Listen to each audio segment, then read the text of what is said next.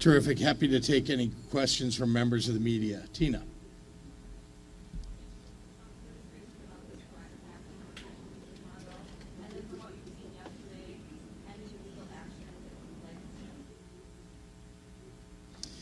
The question was about whether I've received any communication from the Trump administration about their immigration actions. None. And I think that's just more evidence of the chaos and confusion that they're trying to sow, and it's very disappointing. Yesterday, as you may have heard, there was an executive order issued that would suggest that President Trump is trying to get rid of birthright citizenship in this country. That's unconstitutional, what he issued, the executive order. And we will not follow an unconstitutional executive order, and we will follow the law in the state. Yes, Amanda.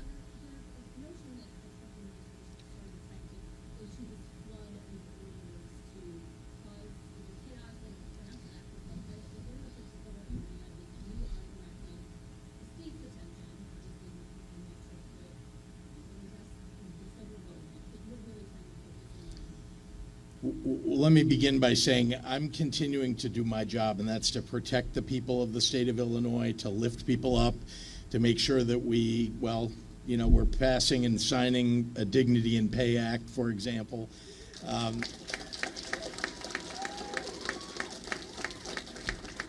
And importantly, to make life more affordable for people. We got rid of the grocery tax in the state of Illinois.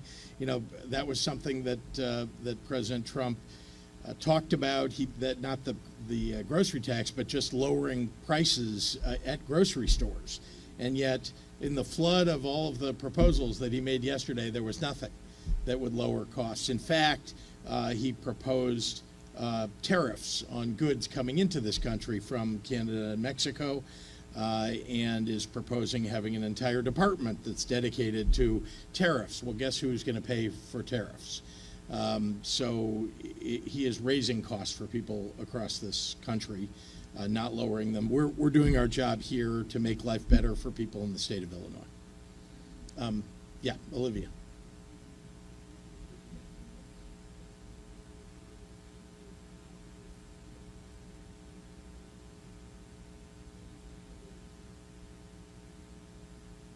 Yeah.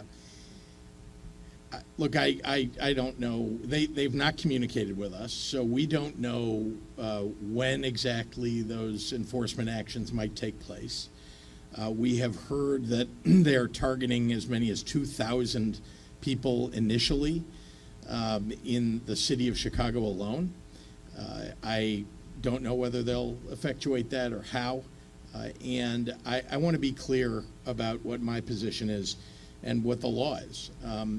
If there are violent criminals who have been convicted of violent crimes, who are undocumented, they are supposed to be deported. That is the law of the United States and has been for quite a long time.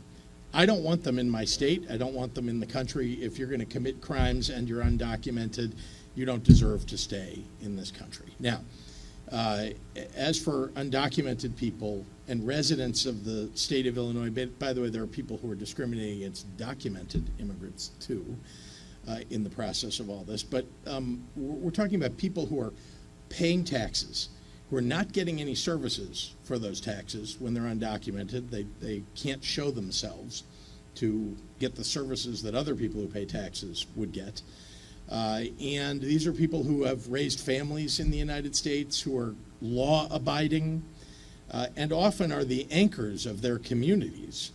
And I think we should think very carefully about what immigration means to this country. It is what we were founded upon. It is something that we should have comprehensive immigration reform in this country, and not simply have a president who is scaring people, forcing them out of their jobs because they're afraid to go to work. You go to 26th, go to Little Village, go to Pilsen. I was there yesterday. I was in businesses yesterday that were relatively empty because people are afraid to show up. Because even documented immigrants, even citizens who are from another country but now are citizens of the United States, have relatives who are undocumented, they're afraid. That is what this president is doing, and it's wrong.